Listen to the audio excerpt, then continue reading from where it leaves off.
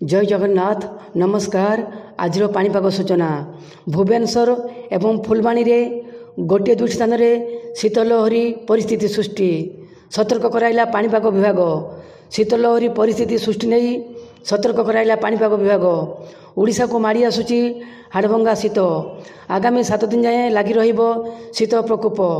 7 दिन मध्य आहरी बढ़िबो ठंडा। विभिन्न स्थान में शीतलहरी परिस्थिति सृष्टि हेबो। भुवनेश्वर और फुलबाणी रे गोटे दुई स्थान में शीतलहरी परिस्थिति सृष्टि होता बेले आग को ओडिशार आहरी किछि स्थान में शीतलहरी परिस्थिति सृष्टि होवार संभावना रही। सबुठी कम रहुछि तापमात्रा बढ़ुछि शीत प्रकोप। आगामी 7 दिन मध्य आहरी बढ़िबो शीत प्रकोप। फुलबाणी रे 13 तारिख तुलन में 14 तारिख तापमात्रा सामान्य ह्रास पाई दारिंगबाड़ी रे तापमात्रा स्थिर रही। तथापि यही दुई स्थान में तापमात्रा अति तल को खसी आसी हाड़भंगा शीत अनुभूत होउछि। फुलबाणी रे 13 तारिख में सर्वनिम्न तापमात्रा 8.5 डिग्री सेल्सियस थिबा बेले 14 तारिख में 8.2 डिग्री सेल्सियस रही। दारिंगबाड़ी रे 13 और 14 तारिख में सर्वनिम्न तापमात्रा समान रही। अर्थात 2 दिन जाक 7.5 डिग्री सेल्सियस रही।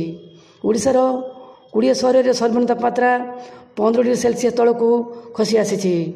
फुलबाणी और दारिंगबाड़ी रे भीषण ठंडा अनुभूत होउछि। प्रतिवर्ष शीत ऋतु में चर्चा रहूबा दारिंगबाड़ी रे आग को तुषारपात होवार संभावना रही। फुलबाणी रे शीतलहरी प्रवाह नहीं वार्निंग जारी कराई। आगामी 7 दिन मध्य ओडिशार विभिन्न स्थान में प्रबल शीत सहित विभिन्न जिले में कुहुड़ी देखादेवा नहीं वार्निंग जारी होइछि। ओडिशार विभिन्न जिले में विभिन्न स्थान में कमुछि तापमात्रा फल हाड़भंगा शीत अनुभूत होगा आरंभ करिछि। आगको आहरी भयंकर शीत हेबो।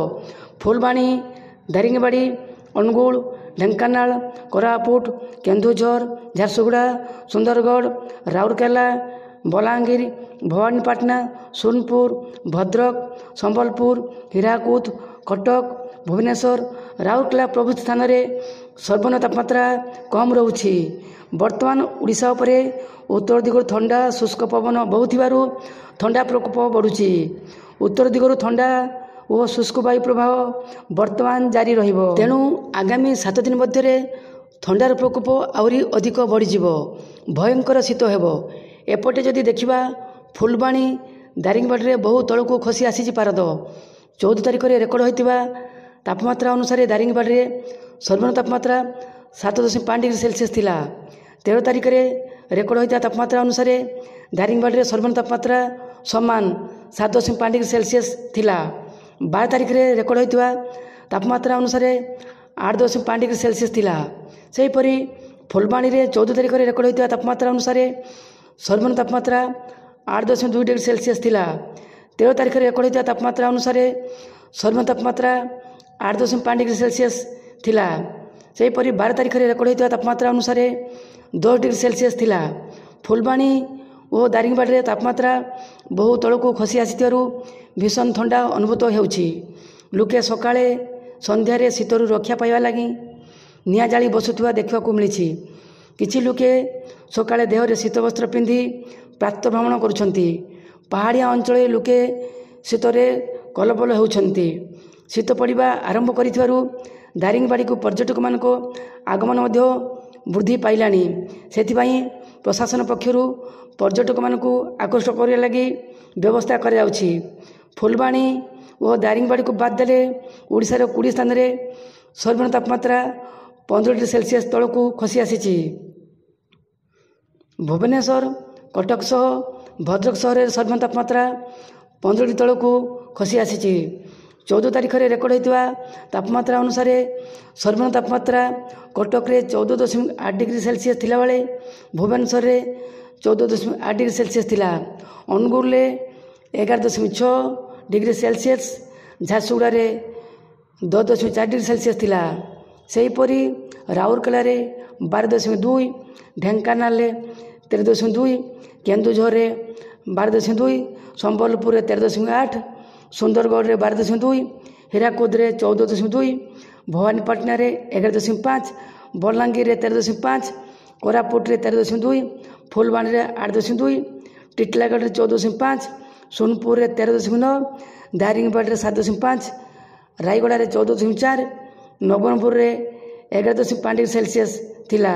कंधमाल कोरापुट, झारसुगुड़ा राउरकेला, केन्दुझर सुंदरगढ़ सबुठी अनुभूत होउछि शीत। सबुठी उत्तर पवन हाड़भंगा शीत लोक कलबल करुछि। तेबे सहरांचल अपेक्षा ग्रामांचल अधिक शीत रहुछि। शीत प्रकोप सह विभिन्न स्थान में देखा देउछि कुहुड़ी। गत 24 घंटा मध्य सुंदरगढ़ जिलार गोटे दुईट स्थान में घन कुहुड़ी एवं कलाहांडी और कोरापुट जिले में गोटे दुईट स्थान में कुहुड़ी पड़ी।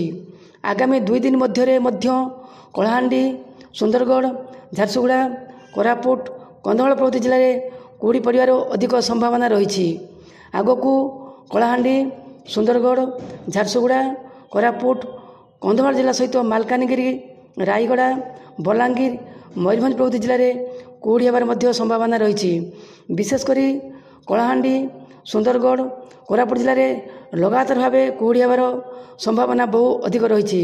हालुकारु मध्यम कुहुड़ी एपरिक घन कुहुड़ी हो पारे। आभ्यंतर ओडिशा सह उपकूल ओडिशा में कुहुड़ी देखा संभावना रही। शीत कुहुड़ी को बाद देले ओडिशा रे वर्षार संभावना आदौ नहीं। बर्तमान ओडिशा पर कौन सी गुरुत्वपूर्ण पाणीपागर परिस्थिति नहीं। तेणु ओडिशार जिला गुड़िक पाग सुखिला रही। आगामी 20 तारिख पर्यंत ओडिशार 30 जिले में पाग संपूर्ण सुखिला रहिबो। सुंदरगढ़, केन्दुझर, मयूरभंज, बालेश्वर, भद्रक, जाजपुर, केन्द्रापड़ा, कटक, जगतसिंहपुर, पुरी, खोर्धा, नयगढ़, गंजाम, गजपति, कोरापुट, मालकानगिरी, रायगड़ा, नवरंगपुर, कलाहांडी, नुआपड़ा, बलांगीर, सोनपुर, बौद्ध, कंधमाल, बरगढ़, संबलपुर, झारसुगुड़ा, देवगढ़, अनुगुल, ढेंकानाल प्रभृति जिले में पाग संपूर्ण सुखिला रहिबो। सेतिपई कौन जिला को वार्निंग जारी होई नहीं। सबु जिला को नो वार्निंग जारी कर ग्रीन कलर कराई। 14 तारिख रेकर्ड होता रिपोर्ट अनुसार ओडिशार केउंठी केते तापमात्रा थिला देखाउछु। देखंतु तालिका सर्वोच्च तापमात्रा एवं सर्वनिम्न तापमात्रा केउंठी केते थिला। नाली रंग संख्या होची सर्वोच्च तापमात्रा एवं नील रंग संख्या होची सर्वनिम्न तापमात्रा। यह थिला आजिर पाणीपाग सूचना। आपन जिलार पाणीपागर ताजा स्थिति एवं तापमात्रार लेटेस्ट अपडेट जानिबाकु चाहुथिले कमेंट करंतु।